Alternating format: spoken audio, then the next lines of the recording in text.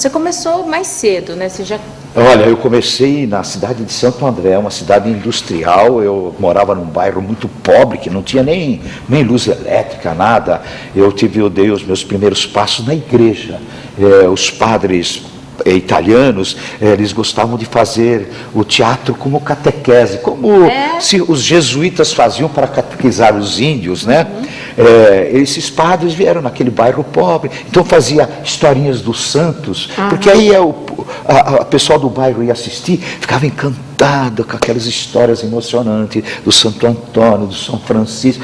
Então eu comecei ali, fazendo e depois passamos para aquelas comedinhas de costume e tal, onde eu fazia o galã tal, a minha mulher fazia a heroína, e aquelas comedinhas bem ingênuas tal. E aí a coisa foi ganhando tempo, espaço, até que no bairro, a grande meta era ultrapassar o lado de lá da linha, que era a cidade, que lá já tinha um teatro mais ou menos formado. Aí cheguei lá, depois fiz uma peça, sucesso, Escola de Arte Dramática.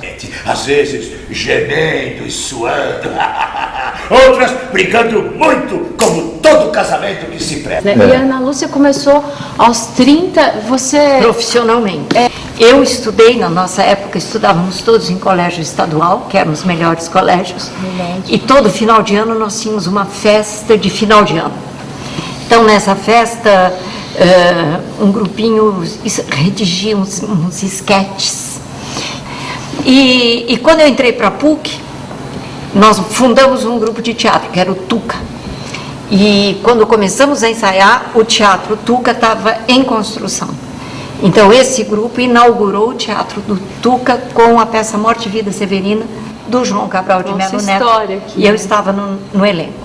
Isso foi em 64, foi o golpe, 65, foi 66. 66. E os filhos? Não tenho a menor ideia. Tá.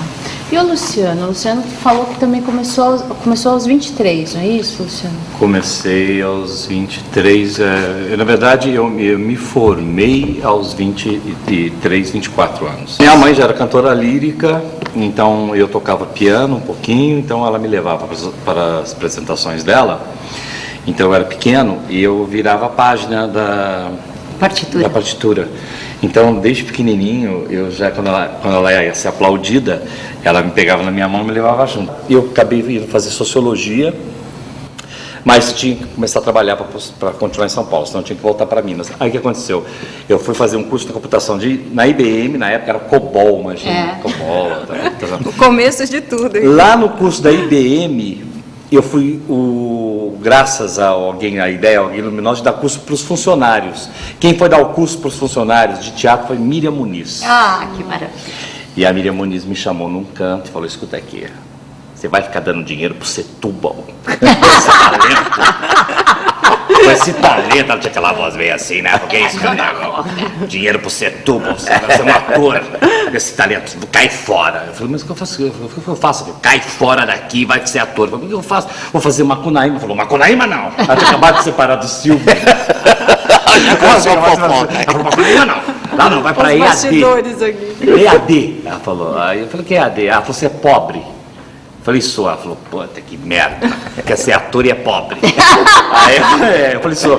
Aí ela falou, então é o seguinte, tem um CRUSP, que é um condomínio residencial para quem estuda na USP, se você prestar EAD e entrar, você já tem direito. Tem direito. Eu fui lá, entrei e fui morador do CRUSP. Pessoal do CRUSP, aquele abraço. Fiz a EAD, morei no CRUSP, trabalhava de garçom durante a manhã e à noite estudava na EAD e morava no CRUSP. E aí, depois que me formei, nunca mais parei também.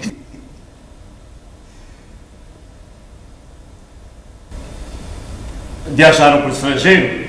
Paris. 5 vezes. Você conhece o país? Passei a maior parte do tempo na América. Na América? E na Oceania. São Paulo está uma indústria, né? Eu acho que como a gente nunca viu, me corrijam por favor se eu estiver errada, mas a gente tem aí grandes musicais, espetáculos. Eu acho que nos últimos anos Isso cresceu muito, né? Eu vi isso numa entrevista da própria Cristiane Torlone falando disso, né?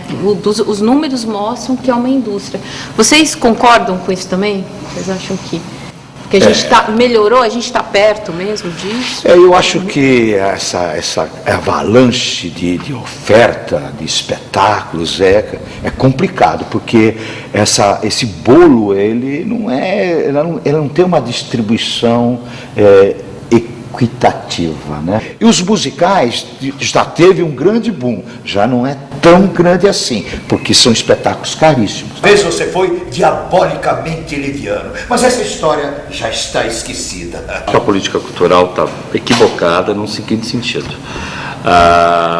Você tem que aumentar o patrocínio para que obrigue o espetáculo, ao dar o patrocínio, para que obrigue o espetáculo a ter mais sessões.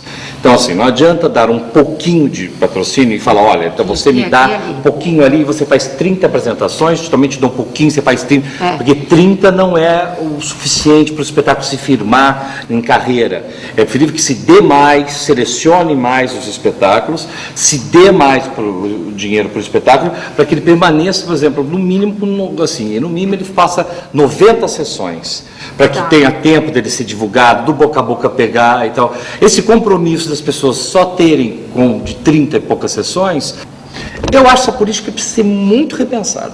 E hoje a gente vai encerrar por aqui brilhantemente. Eu queria agradecer a vocês e queria que vocês convidassem os nossos telespectadores para vir assistir vocês até 30 de maio, não é isso? Exatamente. Estaremos aqui no Tuca Arena, que fica ao lado da PUC, em Perdizes, em São Paulo, às sextas e sábados às 9 horas, domingos às 19h30. Sendo que às sextas-feiras o ingresso inteira custa R$20 e a meia R$10. É mais barato que cinema. Tchau, gente. Tchau. Valeu.